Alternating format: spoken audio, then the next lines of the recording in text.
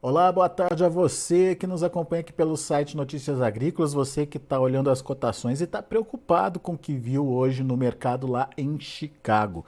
Quedas importantes aí, a soja, por exemplo, perdendo 30 pontos nos principais vencimentos, milho da mesma forma perdendo aí 11, 12 pontos e o trigo vai junto aí nessa toada, encerrando com perdas próximas de 30 pontos também. Um dia bastante negativo, portanto, para as commodities, mas que tem a ver com um cenário internacional mais tenso e a gente vai entender por quê. Quem nos ajuda nesse entendimento é Vlamir Brandalize, lá da Brandalize Consulting. Seja bem-vindo, meu caro, muito obrigado por estar aqui com a gente. Hoje, excepcionalmente, Vlamir conversa com a gente por telefone. O que aconteceu com o mercado hoje? Por que essa tensão toda aí em cima das commodities, Vlamir? Boa tarde, Alex. Boa tarde a todos. Olha, Alex, hoje foi um efeito manada em todas as commodities, exatamente. O que causou isso?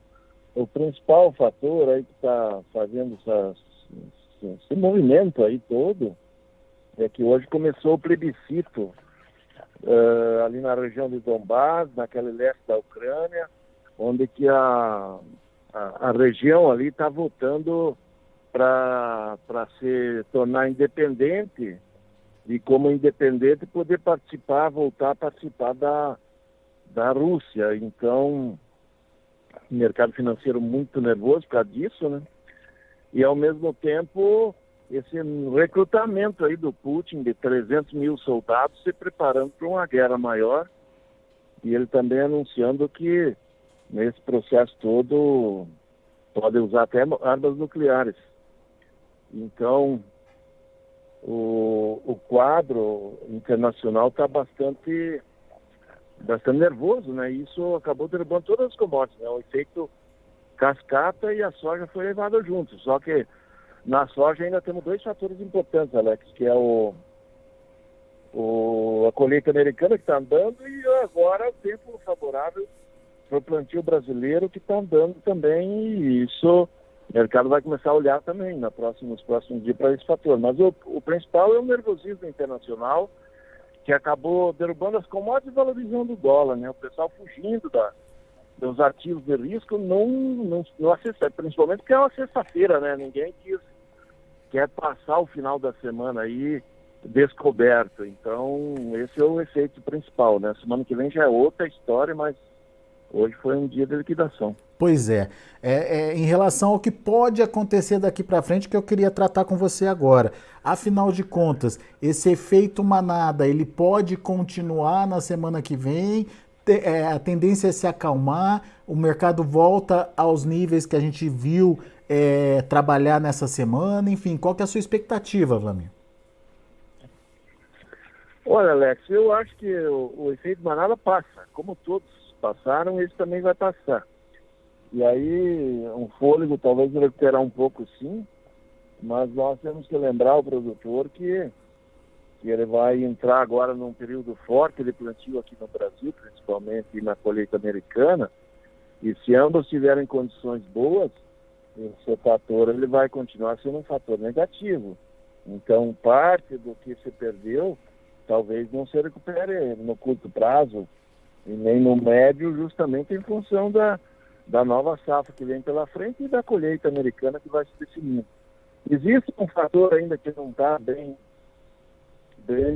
certo, que poderia reverter um pouco essa pressão e recuperar mais as cotações, Alex, que é o risco do inverno chegar já no começo de outubro, ali no meio oeste americano. Então, se as temperaturas caírem muito e vierem geadas, aí pode trazer mais perdas americanas. Aí talvez o mercado recuperaria e até voltaria mais perto dos $15, né, Alex?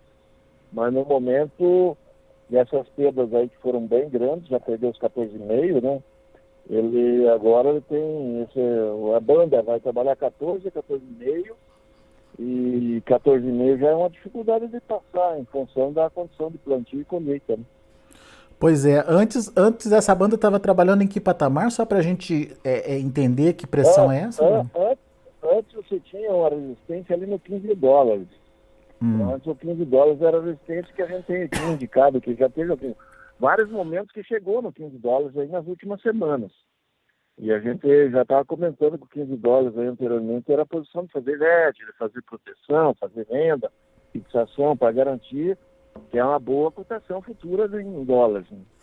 Agora essa resistência caiu para 14,5, então pelo menos $0,5 de baixa nessa queda. Então, esse é o impacto. E o nível que estava trabalhando com conforto segurando 14,5, agora veio para 14, e ainda é bem possível que possa cair abaixo de 14. Na semana que vem ainda tem essa possibilidade, Alex. Eu Quer dizer, não acho que o 14 vai ser um suporte, ele pode cair ainda abaixo. é um patamar abaixo nas negociações lá em Chicago, então, na sua opinião, Vlamir?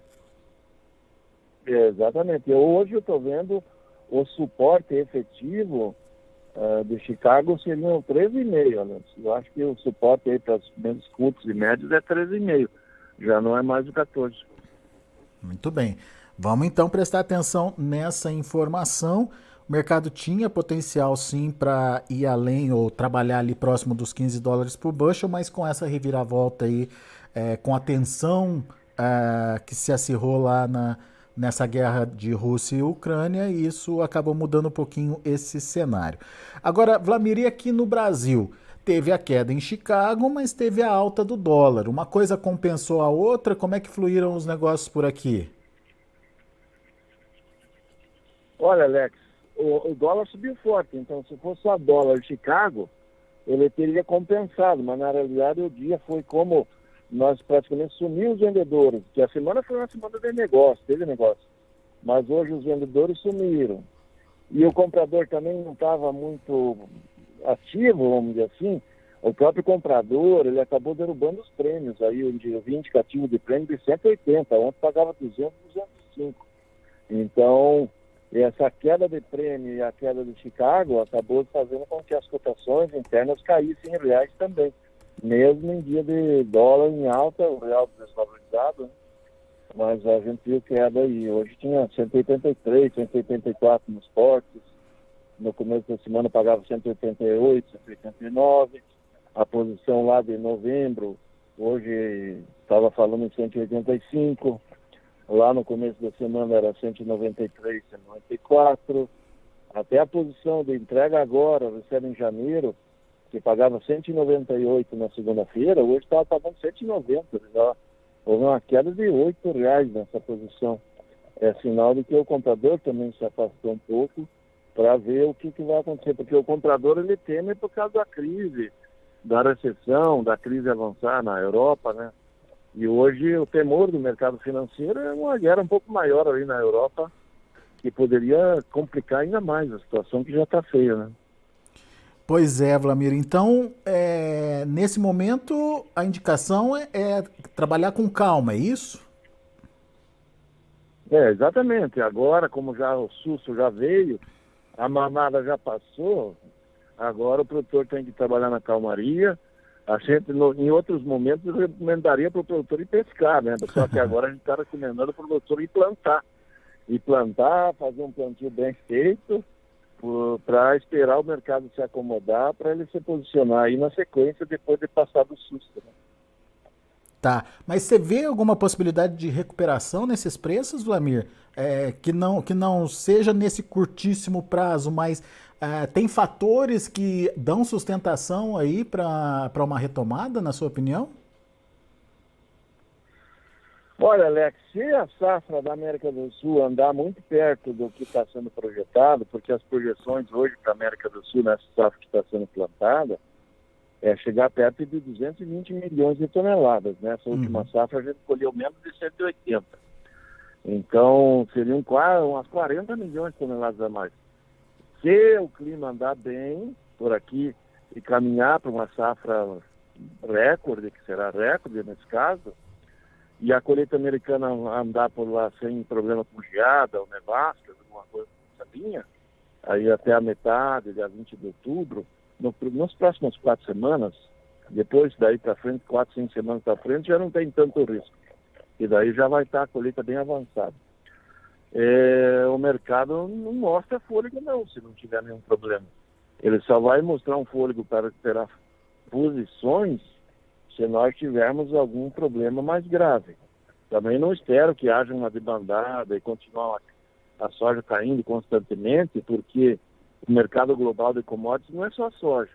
Nós estamos entrando num ano que vai ter muito menos milho do que vai ser consumido. Os Estados Unidos, pelo menos 30 milhões de toneladas de perda em relação à safra passada, no caso do milho. O trigo já vai para o 3º ano de produção menor que o consumo. Então, esses outros commodities, esses outros produtos, eles acabam criando um colchão contra grandes baixas aí na soja. Então, é por isso que eu não espero que a soja vá muito debandar aí, por isso que eu estou apontando nessa faixa no momento de $13,5 bushel de suporte, que a partir daí também é o nível que o próprio produtor americano já alega que não pode vender, né? Se ele vender abaixo de 13,5, ele não cobre os custos. Então também tem esse fator aí do vendedor sair do mercado, não é só questão de ter comprador, é vendedor que vai desaparecer, né? Então aí começa o suporte técnico da bolsa e o suporte do sufoco do produtor não cobrir as contas americano, né? Porque a nossa safra ainda tem muito tempo para acontecer, né? E tem um diferencial esse ano que é a antecipação da venda do produtor americano, né, Vlamir? O produtor americano antecipou bastante as vendas esse ano, teoricamente poderia passar mais tranquilo aí, sem uma necessidade de intensificar essas vendas no momento da colheita, né? Do início de colheita, pelo menos, né? Exatamente. O produtor está preparado, né, Alex? Está preparado. Muito bom. Ô Vlamir, então a gente vai aguardar então a semana que vem. Semana que vem a gente vai entender para onde que esse mercado vai, mas possivelmente é um novo patamar de preço sendo trabalhado lá em Chicago, certo? Exatamente, Alex. O que está se preparando no mercado, o que ele está dando sinais, é que ele vai fazer novos patamares. Os novos patamares provavelmente vai ficar nesse nível, 13,5 a 14,5, com alguma notícia mais importante que venha a ser positiva, poderando passar do 14,5, tentando ainda buscar o 15, mas as chances maiores de vir ao redor dos 14 e boa parte do tempo para frente aí, trabalhar até um pouco abaixo de 14, né? Eu acho que ele tem sinais que ele vai trabalhar abaixo de 14 nas próximas semanas e com dificuldade de se manter acima.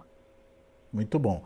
Vamos acompanhar então, Vlamir Brandalize. Por enquanto, muito obrigado. A gente vai voltar a conversar para entender qual foi a dinâmica adotada aí por esse mercado e principalmente entender a nova estratégia do produtor brasileiro diante desse cenário que se desenha aí mais negativo um pouquinho do que a gente vinha vendo até agora. Muito obrigado por enquanto. Volto sempre, Vlamir. É isso aí, Alex. O produtor agora tem que se preparar com um plantio adequado, a recomendação é buscar produzir produtividades altas, tentar colher mais de 60 sacas de média por hectare, para ele poder suportar aí talvez um mercado um pouco menos valorizado do que foi esse ano, né, Alex? E aí passar aí com esse ano que nós estamos num ano que o custo é histórico, né, um custo recorde, e as cotações tendem a ser um pouco menores do que foi a média desse ano. Então, o produtor tem que buscar ganhos em cima de produtividade, né? É isso aí. Portanto, bom plantio, plantio bem feito, conta muito nesse processo aí de ganho de produtividade. Vlamir, obrigado, viu, mais uma vez. Tá, joia, Alex. Um bom final de semana a todos e vamos a um bom plantio aí. Um abraço a todos. Valeu, abraço para você. Tá aí Vlamir Brandalize aqui com a gente no Notícias Agrícolas, trazendo as informações do mercado. Essa queda em Chicago tem muito a ver, na análise do Vlamir, com esse acirramento da tensão lá na guerra entre Rússia e Ucrânia. No entanto, fatores secundários aí, como a evolução da colheita lá nos Estados Unidos, o início do plantio aqui no Brasil, também ajudaram a dar um tom mais negativo. Com isso, o Vlamir acredita que o mercado agora, que trabalhava num intervalo de negócios entre 14,5 até um pouco acima dos 15 dólares por bushel, deve baixar um pouquinho esse nível de trabalho, trabalhando aí entre 14 e 14,5, inclusive com possibilidade de perder esses 14 dólares, buscando, quem sabe, até uns 13,5 na observação aí do Vlamir Brandalize, dependendo, obviamente, do que acontecer daqui para frente. Vamos ficar atento, portanto, à possibilidade desse novo patamar de preço se estabelecer lá na Bolsa de Chicago, aqui no Brasil da mesma forma. Apesar da compensação do dólar, a falta de compradores acabou reduzindo o prêmio, o que acabou pressionando também o preço da soja em real. Vamos aos preços da soja, do milho e do trigo lá na Bolsa de Chicago. Você acompanha comigo. Olha, a soja, como eu disse, perdendo em torno de 30 pontos nos principais vencimentos. Novembro, 14 dólares e 25 centos por bushel. Janeiro, 14 dólares e 31 centos por bushel. Março, 14 dólares e 34 centos por bushel. E o maio, 14 dólares e 37 centos por bushel. Isso é a soja.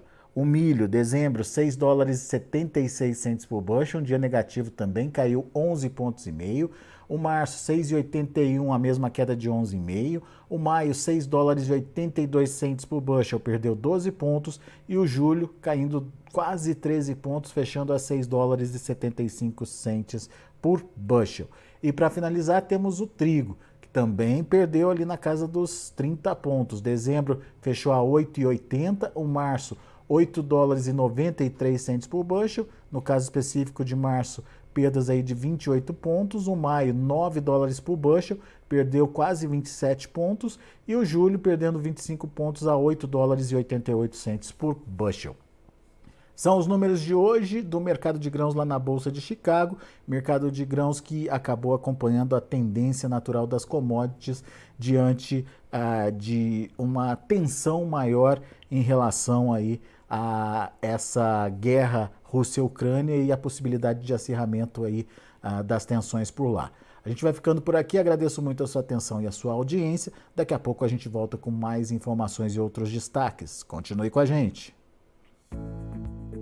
Participe das nossas mídias sociais no Facebook Notícias Agrícolas, no Instagram @Notícias Agrícolas e em nosso Twitter @Notiagre. E para assistir todos os nossos vídeos, se inscreva no YouTube e na Twitch Notícias Agrícolas Oficial.